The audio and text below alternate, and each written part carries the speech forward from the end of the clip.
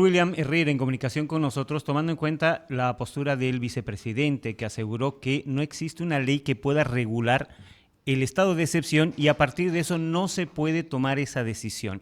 Doctor, le agradezco mucho por este contacto y le consulto, ¿tiene razón el vicepresidente? Al haberse derogado la ley 1341, ¿el Ejecutivo queda sin la posibilidad de aplicar el estado de excepción?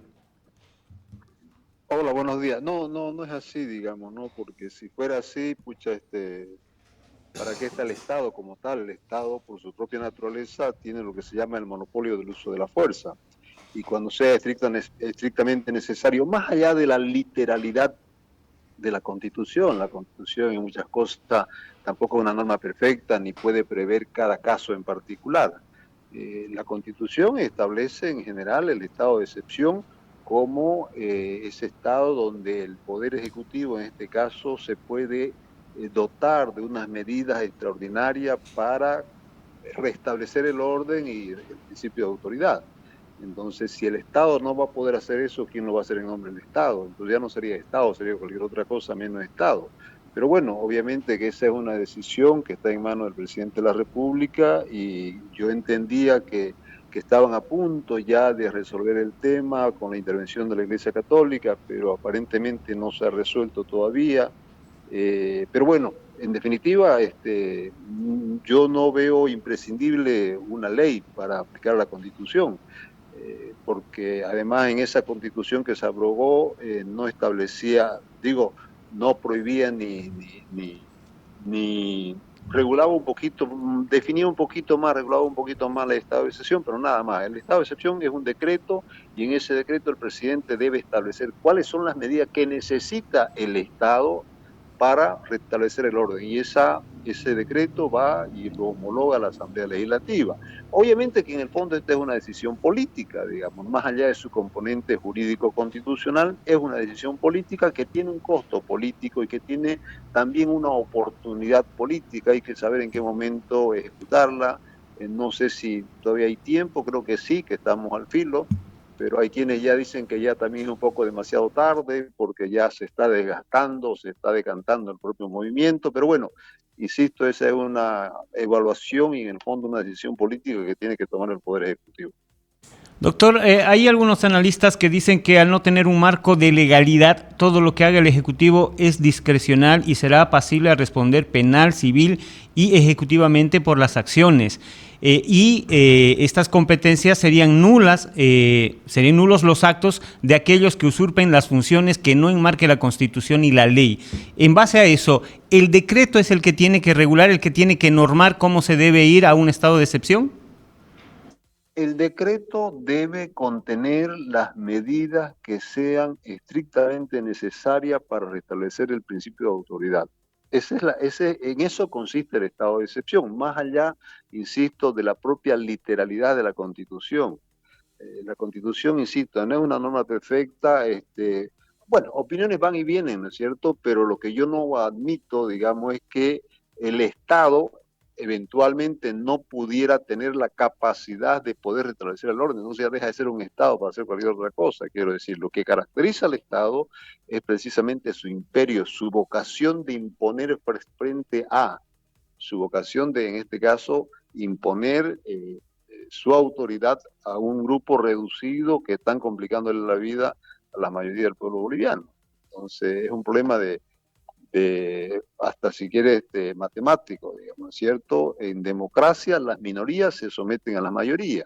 Acá lamentablemente hay una minoría que está tratando de someter a la mayoría, entonces ahí es donde se distorsiona el concepto propio de democracia.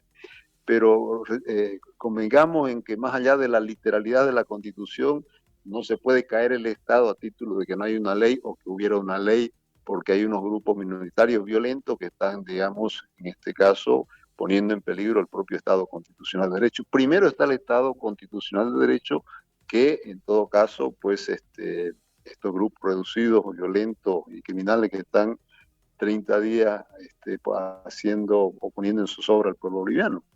Así de Doctor, simple. en resumen, entonces, ¿cuáles son los pasos legales que debe dar el gobierno para establecer un estado de excepción?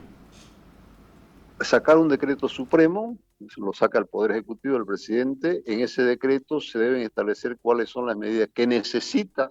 Eso lo tiene que establecer el propio Poder Ejecutivo, que es el que maneja esto en función de la información, las medidas que necesite y en los lugares que necesite. No es una medida general para todo el Estado, puede ser un estado de estado de excepción regionalizado, primero en La Paz, no sé, de donde sea estrictamente necesario. Y a su vez disponer las medidas también que sean estrictamente necesarias. Por ejemplo, el último estado de excepción que hubo fue en Pando en el 2008. Ahí, digamos, lo que se hizo fue prohibir toda manifestación, desbloquear Bueno, era otro contexto político, pero digamos, en general se hizo eso. Además, se impuso un toque queda, que de las 12, creo, de la noche hasta las 5 de la mañana no circulaba nadie.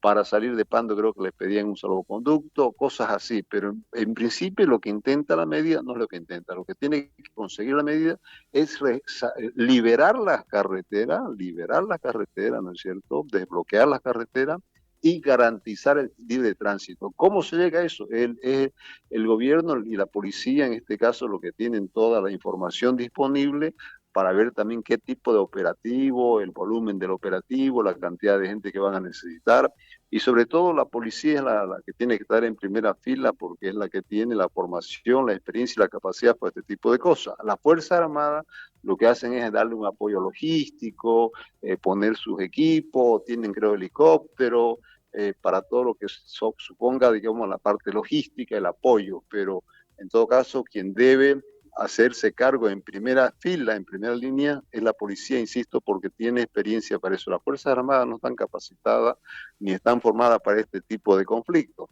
Ahora, históricamente también hay que ver de que hay militares todavía que están procesados con problemas judiciales por haber intervenido en otros momentos en casos parecidos. No sé si también eso tiene algo que ver acá. Y también, por supuesto, la Asamblea Legislativa es la que tiene que homologar o en su caso eh, aumentar o disminuir las medidas que pudiera proponer el Ejecutivo.